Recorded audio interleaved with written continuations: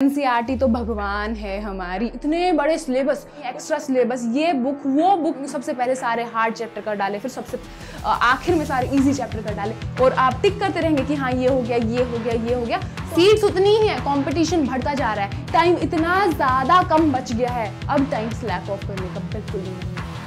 Can you still crack NEET and score 700 above? If we start right now, if we look at our syllabus right now, क्या हमसे ये हो पाएगा? Is it too late? तो उसके लिए हम आज की ये स्ट्रैटेजी वीडियो देखते हैं guys. Welcome to NEET marvels, this is Tanisha Shekhawat and let's get into our video. तो गाइज हमें पता है रीनीट के चक्कर में बहुत ज़्यादा टाइम गवा दिया है। अब एक्चुअली में हमारे पास कितना टाइम बचा है?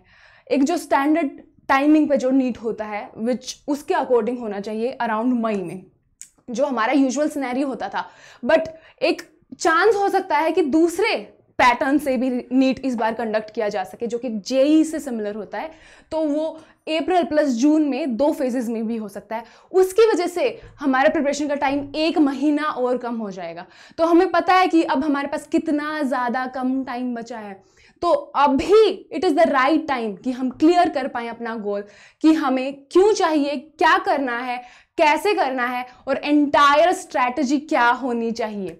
तो हम सबसे पहले क्या करना है, हमें ब्लाइंड अप्रोच नहीं रखना है, हमें स्टार्ट करना होगा एक स्मार्ट प्रिपरेशन। गाइज मैं आज ही बुक्स खोल के स्टार्ट कर दूं, कोई भी चैप्टर स्टार्ट कर दूं, कैसे भी पढ़ना स्टार्ट कर दूं, मुझसे नहीं हो पाएगा।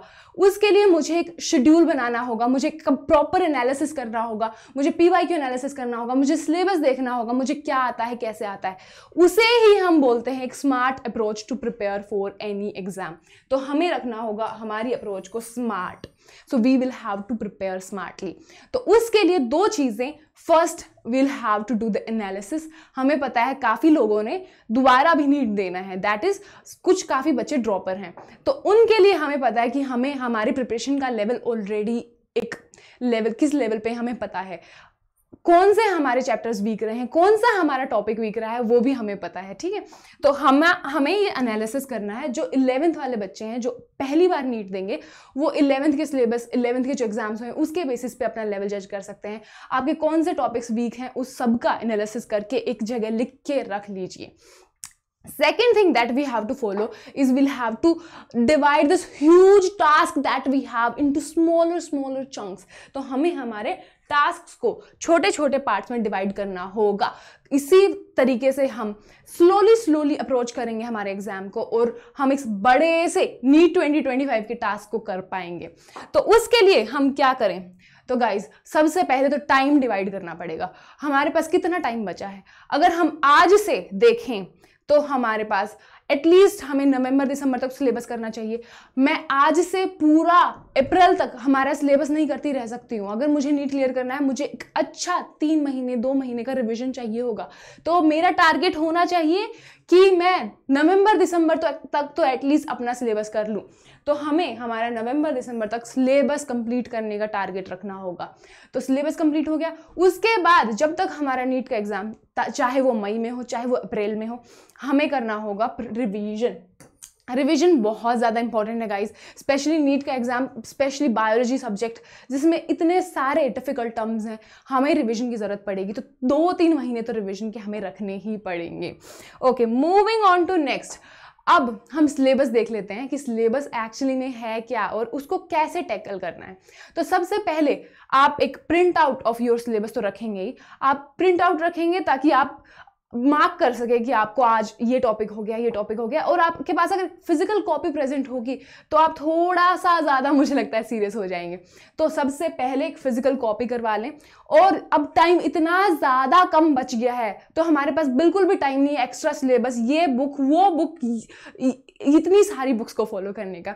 तो हमें स्ट्रिक्टली अपना सिलेबस देखना है। सिलेबस को, फिजिकल कॉपी ऑफ सिलेबस को खोलिए, अपने टॉपिक्स देखिए, उन्हीं टॉपिक्स को अपनी एनसीईआरटी से उठाइए और पढ़िए। इस तरीके से हम अपना सिलेबस कंप्लीट करेंगे, स्ट्रिक्टली फॉलोइंग द सिलेबस। अगर हम आज देखें जो हमारा 2024 वाला सिलेबस था, क्योंकि अभी नया तो कोई रिलीज नहीं हुआ है ना, उसके बेसिस पे हमारे पास पीसीबी को मिलाकर देयर आर 72 चैप्टर्स।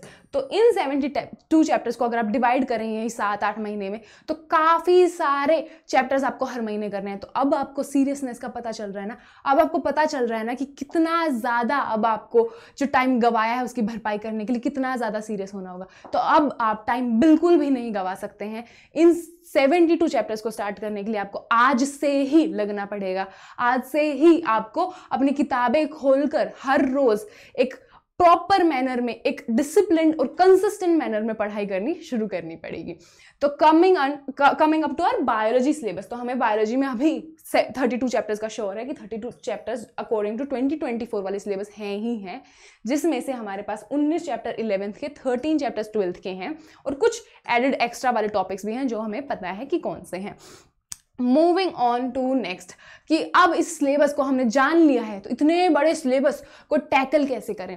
तो मेरी जो अप्रोच रहती है और जो अप्रोच मैं रिकमेंड भी करती हूँ is to divide your syllabus, your topics into 3 categories. सबसे पहले इजी वाली कैटेगरी, फिर मॉडरेट और जो हार्ड आपको लगता है। आपके अपने, इट इज सब्जेक्टिव, आपको कुछ भी इजी लग सकता है, कुछ भी हार्ड लग सकता है। लेट्स से मुझे आरडीटी बहुत इजी लगता है, मुझे लेट्स से सेल मॉडरेट लगता है, और लेट्स से मुझे फिजियोलॉजी और एनिमल किंगडम बोल सकते हैं कि मुझे डिफिकल्ट लगता है। तो मैं इन तीनों को अलग अलग इसी तरह से पूरे सिलेबस को डिवाइड कर लूँगी 3 पार्ट्स में, और मैं हर रोज ऐसे नहीं करना स्टार्ट कर दूंगी सबसे पहले सारे हार्ड चैप्टर कर डाले फिर सबसे आखिर में सारे इजी चैप्टर कर डाले। ऐसे नहीं हो पाएगा, आप ईदर डिप्रेस हो जाएंगे और ईदर आप बहुत ज़्यादा ओवर कॉन्फिडेंट हो जाएंगे। तो आप एक हार्ड चैप्टर, एक इजी चैप्टर, एक मॉडरेट चैप्टर, ऐसे करके अपना सिलेबस कंप्लीट करना धीरे धीरे स्टार्ट कीजिए। और आपके पास ऐसे सब टेबल की फॉर्म में लिखा होगा और आप टिक करते रहेंगे कि हाँ ये हो गया, ये हो गया, ये हो गया, तो आप एक अच्छे मैनर में, एक कंसिस्टेंट मैनर में सिलेबस अपना कंप्लीट भी कर पाएंगे। अब दूसरी टिप जो मैं बहुत ज़्यादा रिकमेंड करती हूँ, क्योंकि बहुत सारे PYQ एनालिसिस ऑनलाइन पड़े रहते हैं, बट आई वुड से कि you do your own PYQ analysis. Why? Because आपको पता चलता है कि इतने सारे जो रिपीटेड टॉपिक्स हैं, जो हर बार आने का चांसेस रहता ही रहता है, वो कौन से हैं। तो हमें रिपीटेड टॉपिक्स के बारे में पता चलेगा। दूसरा चीज़, आपको एग्जामिनर का माइंडसेट पता चलेगा। अभी नीट का कॉम्पिटिशन इतना बढ़ गया है ना, इतना बढ़ गया है, अगर मैं देखूँ स्टैट्स तो जो ग्राफ ऐसे कॉम्पिटिशन का जा रहा है, इस तरीके से ग्राफ जा रहा है, वेयर एज सीट्स का ग्राफ वही है।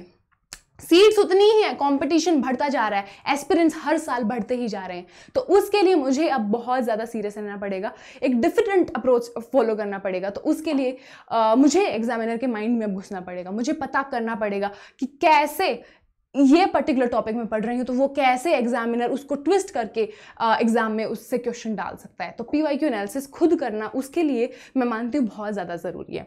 Okay, so coming up next कि टाइम टेबल क्या फॉलो करें। तो अब मैं वो तो नहीं बताऊंगी ना गाइस कि आप 7 बजे उठिए, 2 घंटे पढ़िए, फिर 3 घंटे घूमिए, ये घूमने का टाइम तो वैसे भी नहीं है।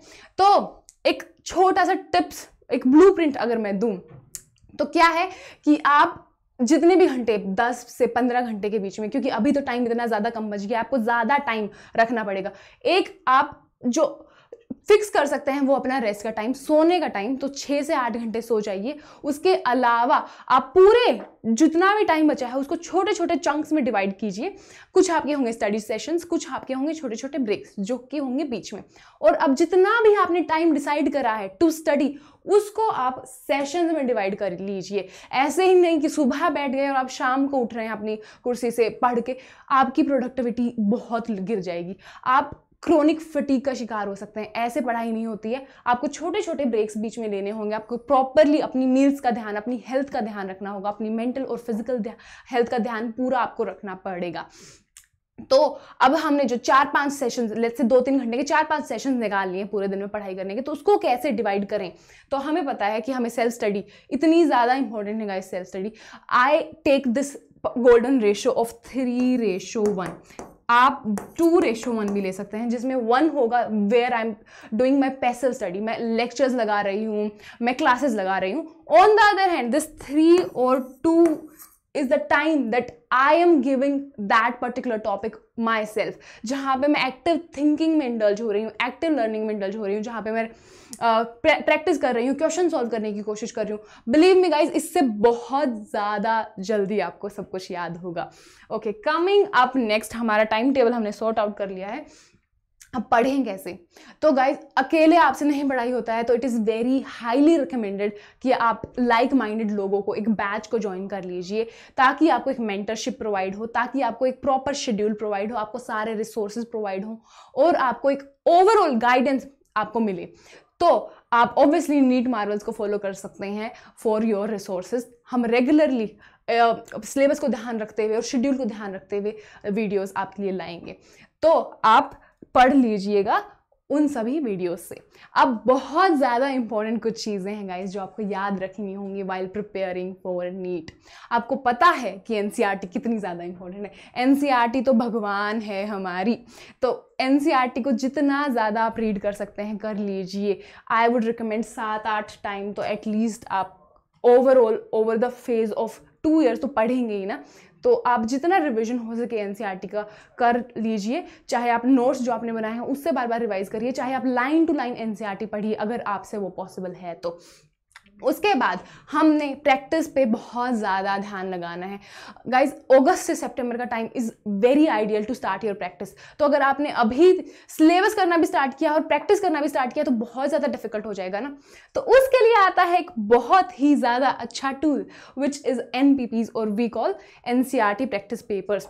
तो उसमें क्या होता है कि NCERT के लाइन टू लाइन, NCERT से लाइन्स, हर एक लाइन से उठाए गए हैं क्वेश्चंस और बनाए गए हैं, बहुत सारे रिसोर्सेज अवेलेबल हैं। तो उससे हम क्या करेंगे, मैंने लेट्स से एक रेस्पिरेशन का ट्रांसपोर्ट ऑफ ऑक्सीजन पढ़ा है, तो मैं पूरा रेस्पिरेशन के क्वेश्चंस PYQ सॉल्व करने लग जाऊंगी तो मेरा कॉन्फिडेंस बहुत ज़्यादा डाउन हो जाएगा। तो मैं ट्रांसपोर्ट ऑफ ऑक्सीजन के NCERT line to line questions पहले सॉल्व करने स्टार्ट करूंगी, उससे मेरी प्रैक्टिस बहुत ज़्यादा अच्छी हो पाएगी। तो प्रैक्टिस हमारी हो गई। उसके अलावा हमें PYQs पे 100% अपना ध्यान लगाना है। PYQs साथ साथ सॉल्व करने हैं और हमें इससे पता चलेगा एक तो कि कैसे क्वेश्चन सॉल्व होते हैं, कौन से टॉपिक से ज़्यादा क्वेश्चन आ रहे हैं। तीसरा चीज़, हमारा कॉन्फिडेंस बढ़ेगा, हमें पता चलेगा कि हम एग्जाम में उस टाइम बैठ के उस एग्जैक्ट मोमेंट पे इस क्वेश्चन को कैसे टैकल करेंगे। इस वजह से हमारा कॉन्फिडेंस भी बढ़ेगा। तो गाइज, हम अगस्त से सितंबर जो कि हमारा अभी का टाइम है, बहुत सारा प्रैक्टिस करेंगे, बहुत सारे DPP PYQs करेंगे और बहुत सारे मॉक्स करेंगे, और जो रिजल्ट्स आते हैं उससे हम उसको एनालाइज करने की कोशिश करेंगे कि कहाँ पे हमारी वीकनेसेस हैं, कहाँ पे हमारी स्ट्रेंथ है, कौन से टॉपिक्स को हमें बार बार करने की ज़रूरत है। गाइज, अगर हम ये स्ट्रैटेजी फॉलो करते हैं, believe me, you will get results. आप बहुत ज़्यादा अच्छा परफॉर्म करेंगे, आप बहुत ज़्यादा सेटिस्फाइड होंगे। हर रोज़ जब आप अपने चेकलिस्ट को टिक मार्क करते जाएंगे कि आज ये हो गया, आज ये हो गया, यू विल स्लीप बेटर। आपको कल की फिक्र नहीं लगी रहेगी। तो आप कंसिस्टेंट रहिए, डिसिप्लिन रहिए और हर रोज़ अपनी प्रिपरेशन पे ध्यान दीजिए। अब टाइम स्लैक ऑफ करने का बिल्कुल भी नहीं है। इसी के साथ I will sum up my session. Thank you so much guys. I will see you in my next session. तो उसके लिए आपको क्या करना होगा, उसके लिए आपको करना होगा like, share and subscribe to NEET Marvels. Also, the Telegram link to join our Telegram channel will be given in the description box.